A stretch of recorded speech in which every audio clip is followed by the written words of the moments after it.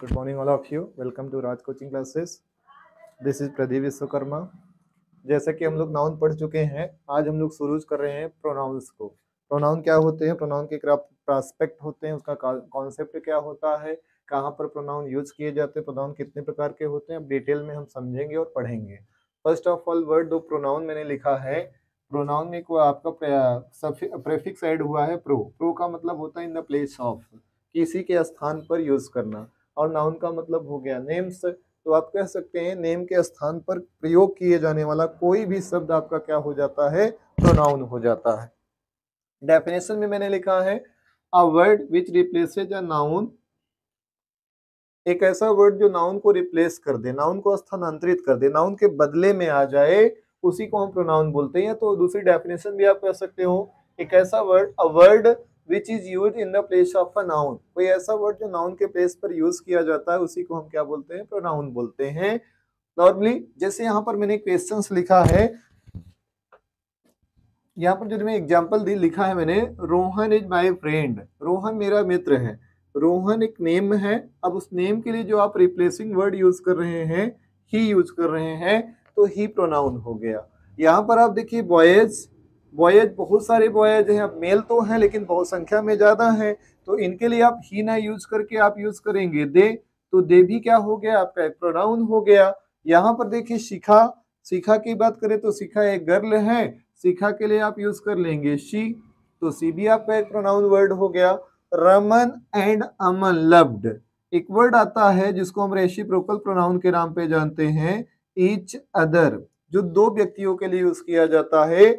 यहाँ पर रमन एंड अमन दो लोग हैं, दोनों एक दूसरे से प्रेम करते हैं, तो प्रोनाउन मैंने लिख दिया ईच अदर. अब रमन और अमन को एक रिप्लेस करने के लिए आपका जो वर्ड आ रहा है वो आ रहा है ईच अदर. सो हम कह सकते हैं जो रिप्लेसिंग वर्ड यूज किए गए हैं वही प्रोनाउंस होते हैं, जो नाउन के स्थान पर आ जाते हैं उन्हीं को हम क्या बोलते हैं, प्रोनाउन बोलते हैं. आगे देखें काइंड्स ऑफ प्रोनाउंस, प्रोनाउन के प्रकार. There are 10 types of pronoun और there are 10 kinds of pronoun. आप कह सकते हैं personal pronoun, possessive pronoun, demonstrative pronoun, distributive pronoun, indefinite pronoun, interrogative pronoun, emphatic pronoun, reflexive pronoun, reciprocal pronoun, relative pronoun.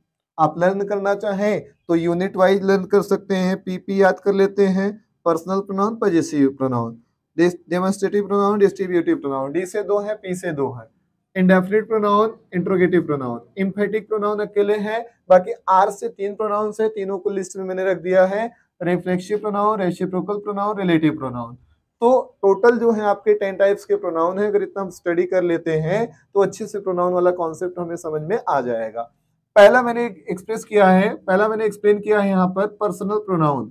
अब personal pronoun क्या होते हैं, generally a pronoun which stand for person और thing, कोई भी ऐसा प्रोनाउन जो व्यक्ति या वस्तु के लिए स्टैंड होता है यानी यूज किया जाता है, उसे हम पर्सनल प्रोनाउन बोलते हैं. इसको अगर हम आगे देखें तो kinds of personal pronoun, personal pronoun के प्रकार होते हैं.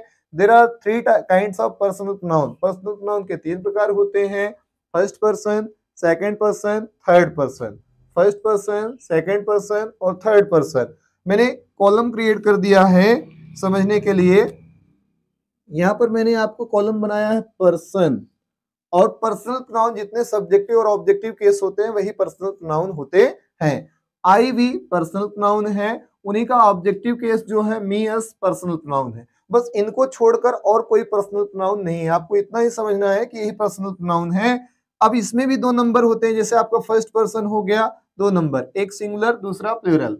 आई का प्लूरल वी, मी का प्लूरल अस, आप ऐसा कह सकते हैं. इधर यू वाली यूनिट में आप देख रहे होंगे कि रिपीटेड वर्ड आपका यू 4 टाइम आपको मिला है, बट यहाँ पे यू जो है वो सिंगुलर को सिंबल है, यू जो है प्लूरल का सिंबल है. इधर सिंगुलर प्लूरल आपके एज इट इज हो जाएंगे, जिनको हम बोलते हैं second person. Actually first person speaker होता है, सेकंड पर्सन लिसनर होता है, और थर्ड पर्सन जिसके विषय में हम बात करते हैं वो आपका थर्ड पर्सन हो जाता है. और थर्ड पर्सन में हमारे क्या आ जाएंगे, ही, सी, इट एंड दे. और जिसमें आपका ही, सी, इट तीनों आपके सिंगुलर नंबर हैं, इन तीनों का प्लूरल नंबर क्या होता है, दे होता है. इधर आपका हिम, हर, इट, ये भी सिंगुलर नंबर के लिए प्रयोग किए जाएंगे और उन्हीं का प्लूरल नंबर क्या हो जाएगा, देम। और इन सबको हम बोलते हैं थर्ड पर्सन। सो हम कह सकते हैं पर्सनल प्रोनाउन जो होते हैं वह 3 प्रकार के होते हैं, first person, second person, third person.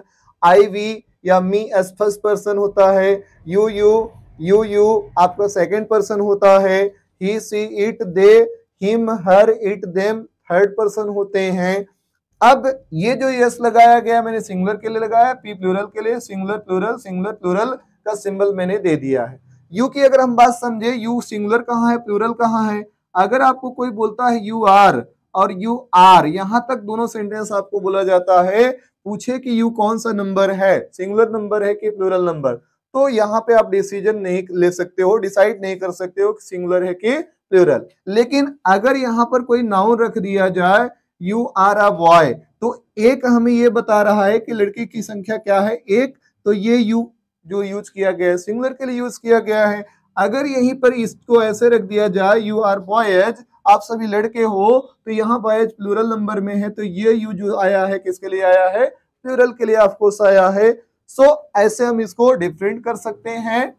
आज यहां तक आप लोग स्टडी करिए, अगले प्रोनाउंस को हम कल देखेंगे, पजेसिव प्रोनाउन, डेमोस्ट्रेटिव प्रोनाउन, जो भी आपके प्रोनाउंस हैं, सारा डाउट्स आपको क्लियर हो जाएगा, ईच एंड एवरीथिंग को देखेंगे। लेकिन यहाँ पर आपको जरूर ध्यान देना है कि केवल सब्जेक्टिव और ऑब्जेक्टिव केस ही पर्सनल प्रोनाउन होते हैं। अच्छा, इसमें पर्सन के लिए कितने यूज किए जाते हैं, थिंग के लिए। अगर हम बोले तो आई, वी, यू, ये सारे पर्सन के लिए यूज किए जाते हैं, ही, सी पर्सन के लिए, और इट ऐसा है जो थिंग के लिए यूज किया जाता है, और दे पर्सन और थिंग दोनों के लिए यूज किए जाते हैं। सो माय डियर स्टूडेंट, आज की क्लास इतनी ही रहेगी, कल हम अगले प्रोनाउन को फिर स्टडी करेंगे। Please keep it watching, thank you so much.